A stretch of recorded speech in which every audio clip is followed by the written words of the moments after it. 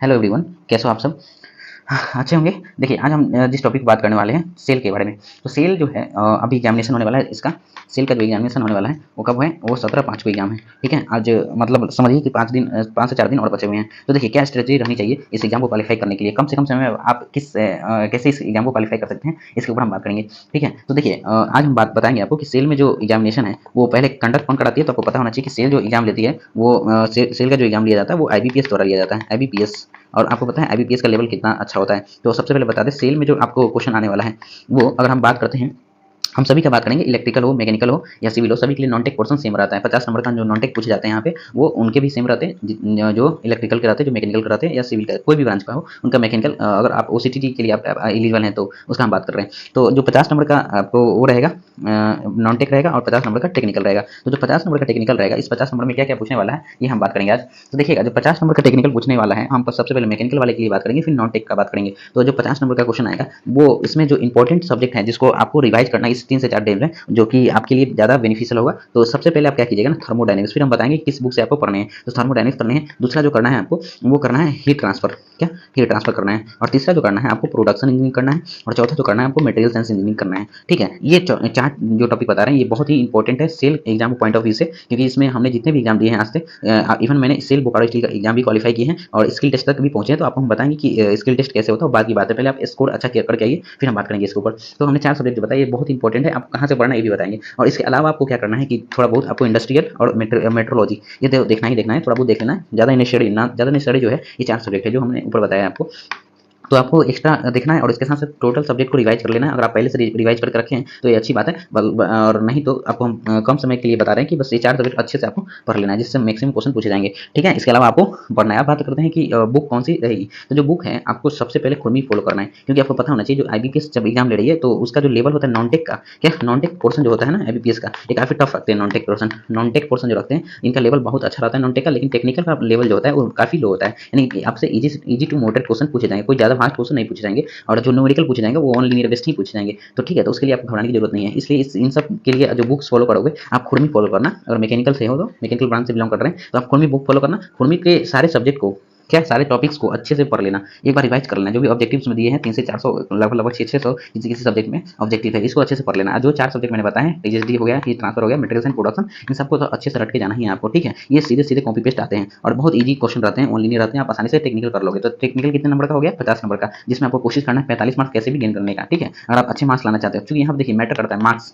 अगर आपको final qualify करना है ना तो 50 नंबर आपको 50 में अच्छे से मार्क्स स्कोर करना है, यानी कि आपको डिटेल में आपको अच्छा मार्क्स होना चाहिए, तभी आप फाइनल सेलेक्ट हो पाओगे। इस इंटरव्यू या स्किल टेस्ट जो होता है वो सिर्फ क्वालिफाइंग नेचर का होता है, तो उसमें आप लगभग सब कोई क्वालिफाई कर जाता है।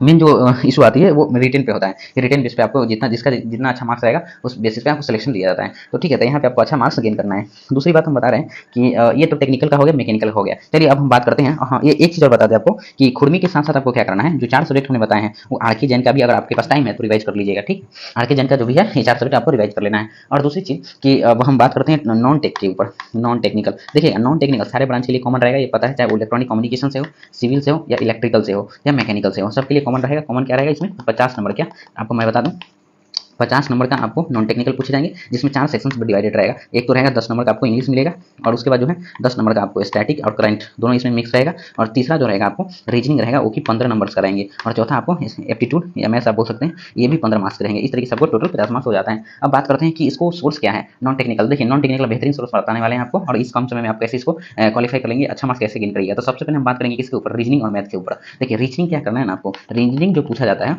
वो कहाँ से पूछा जाता है और कौन सा टॉपिक मैक्सिमम दिया जाता है। तो हम रीजनिंग का बात सबसे पहले कर रहे हैं। रीजनिंग देखिए, रीजनिंग में ना सबसे पहले आप सिलोजिज्म करोगे। क्या करोगे? सिलोजिज्म करोगे। ठीक, दूसरा करोगे सिटिंग अरेंजमेंट।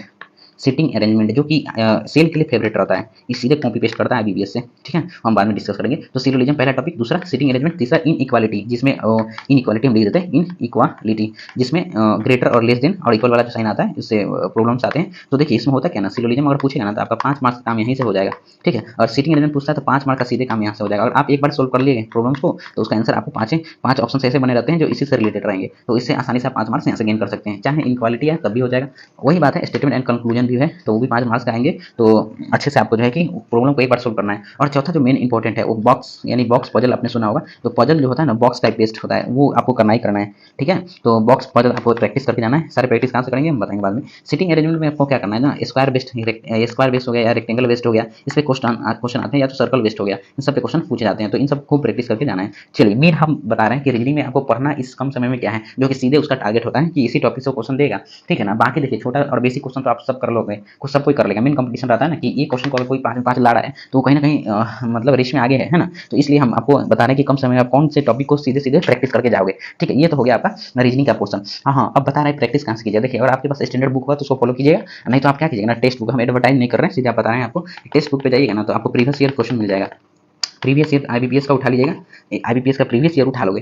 प्रीवियस ईयर जो भी होंगे ना जैसे रीजनिंग की हम बात कर रहे हैं, सिर्फ रीजनिंग का आपको देखना है। आईबीपीएस का जो भी मेंस का है उसका देख लेना, मेंस का प्रैक्टिस को कर लेना। जो भी टॉपिक हम बताएं रीजनिंग में 4-5 टॉपिक बताए ना, उसको बस उसी को आपको प्रीवियस ईयर का सिर्फ आपको लगा के जाना है और कुछ नहीं करना है। ठीक है, रीजनिंग में बस इतना काम करना है आपको। मैथ्स में कुछ नहीं करना। मैथ में जो है कि ज़्यादा टफ क्वेश्चन नहीं पूछे जाते, बहुत बेसिक और बहुत ईजी पूछे जाते हैं। हम एक बार लिख देते हैं टॉपिक कौन कौन से रहेंगे। देखिए मैथ्स में जो है ना, मैथ्स एप्टीट्यूड एप्टीट्यूड इसमें क्या करना है ना आपको, ऐसा ही एंड सी आई, ये सब तो जनरल पूछे ही जाते हैं। प्रॉफिट एंड लॉस, और तीसरा परसेंटेज, क्या परसेंटेज। और चौथा जो है आप क्या करो, जो ये सब हाईलाइटेड है वन लीनियर पूछे जाएंगे, कोई भी ज़्यादा टफ नहीं रहता है। ठीक है, क्लासिफिकेशंस, इससे 2 से 3 क्वेश्चन आपको मिल जाएगा। ये 15 मार्क्स कराएगा टोटल। ठीक है, तो देखिए मैथ्स में कुछ ज़्यादा प्रैक्टिस नहीं करना है, हाईलाइटेड टॉपिक को प्रैक्टिस कर लेना, जैसे SSC, profit loss, percentage, discounts वगैरह, ये सब आपको बस आपको प्रैक्टिस कर लेना एक बार। और आप नहीं भी प्रैक्टिस करते हो तभी आप बना लोगे, क्योंकि ये बहुत ही ईजी रहता है। ठीक है, इसमें कोई इशू नहीं है। और क्लासिफिकेशन 2 से 3 क्वेश्चन आते हैं तो जो कि आपको कर लेना है। ये सब हम हाईलाइटेड टॉपिक बता रहे हैं ताकि आप जो है कम समय में पढ़ सको। इस चांस मार्जिन में इस सबको रिवाइज करके जाओ। देखना 100% बोल रहे हैं कि आपको क्वेश्चन यहीं से मिलेगा, इसी टॉपिक से मिलेगा, बाकी कोई टॉपिक देखने की जरूरत नहीं है। बस मैं जो बता रहा हूँ उसको आप अच्छे से देख के जाओ। ठीक, आपको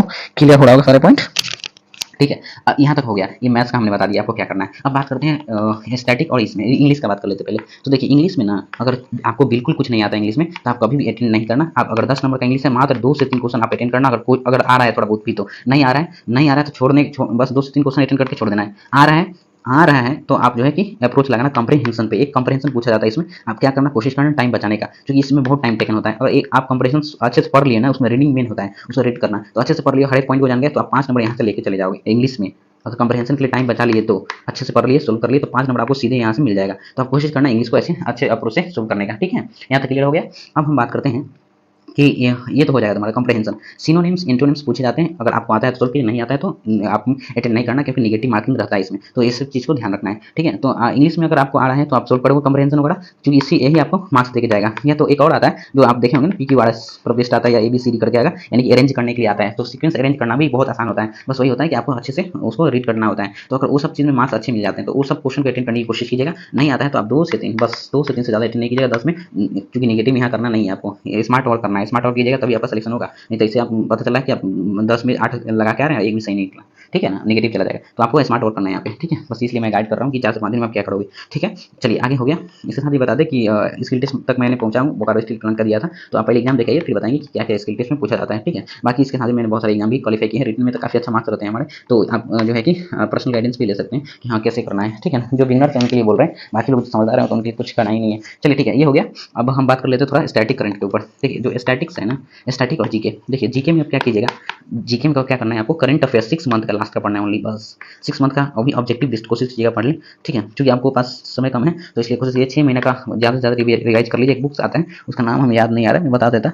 उस बुक्स को आप जो है फॉलो करिएगा, जनरली करंट अफेयर से रिलेटेड है। तो करंट अफेयर कोशिश कीजिएगा कि 6 मंथ पहले का बस पढ़ना है, उससे ज़्यादा पुराना पढ़ने की जरूरत भी नहीं है। ये करंट अफेयर पूछे जाएंगे 5 से 6 क्वेश्चन, और बाकी 4 से 5 क्वेश्चन जो रहेंगे ना आपको स्टैटिक से रहेंगे। स्टैटिक आप आसानी से कर लीजिएगा, बहुत ईजी क्वेश्चन रहता है, इसमें कोई इशू नहीं रहता है। तो इसमें आपको ये सब करना है। अब वो भी सोच समझ के अटेंड कीजिएगा, और आता है तो कीजिएगा, नहीं आता है तो आप छोड़ दीजिएगा, नेगेटिव मत लीजिएगा। ठीक है, तो ये एक स्मार्ट अप्रोच है अटेंड करने का एग्जाम को सेल का, क्योंकि अभी समय कम है। तो मेरे पास भी जो है कि ये से मैसेज आ रहे थे कि एक वीडियो लाया जाए सर, कि कैसे आप अटेंड किए थे एग्जाम को, और कैसे मतलब निकला था, कैसे सिलेक्शन हुआ था। तो इस सब में हम बात करेंगे। ठीक है, बाकी सब आप लोग जान ही रहे हैं NPCL के बारे में। तो NPCL में अभी फिलहाल हुआ है, तो अब क्या करना है कि उस पर इंटरव्यू बेसिस अगर आप लोग बोलिएगा तो हम पार्टिकुलर इंटरव्यू का भी सीरीज लेके आ जाएंगे। और दूसरी बात की, अगर इससे रिलेटेड, सेल से रिलेटेड अगर कोई भी चीज़ें डाउट है, पूछना है, तो आप कमेंट में कहिएगा, कमेंट्स कीजिएगा। और उससे भी ज़्यादा दिक्कत है हमसे पर्सनल बात करना है, तब सीधे हमको मैसेज कर सकते हैं व्हाट्सअप पे। ठीक है, आप मुझे व्हाट्सअप पे मैसेज कीजिएगा, व्हाट्सअप पे हम आपको रिप्लाई देंगे। मेरा नंबर नोट कर सकते हैं 810398 0283, ठीक है। आप मैसेज कीजिएगा, कॉल नहीं कीजिएगा, ठीक है। मैसेज कीजिएगा, हम बताएंगे आपको कि कैसे स्ट्रेटेजी रखना है और रिटन एग्जाम को आसानी से क्वालिफाई कर सकते हैं, इसलिए हम बताएंगे, जरूर गाइड करेंगे, ठीक है। बहुत सारे मैंने एनपी सेल के लगभग पूरे जितने भी एनपी सेल मैंने दिया हूँ सबका रिटन में क्वालिफाई आसानी से किया हूँ और अच्छे मार्क्स किया हूँ। तो ठीक है, उसके लिए क्या स्ट्रेटेजी रहना चाहिए, किस पे फोकस करना है, किस पे नहीं फोकस करना है, इन सारी चीज़ों को आपको देखना है, ठीक है ना। चलिए, और फाइनली आप जान ही रहे हैं कि अभी यहाँ पे क्या पड़ा हुआ हो गया है, ठीक है। और उसके साथ ही और भी रिटन एग्जाम निकले हुए हैं, तो ठीक है। ये सब चीज़ें तो बोलना सही नहीं है, बस आप फोकस कीजिए सेल के एग्जाम पर और कोई भी डाउट हो तो आप पूछिएगा, ठीक है। चलिए मिलते हैं नेक्स्ट वीडियो में, तब तक आप लोग अपना ख्याल रखिएगा। Okay, bye all.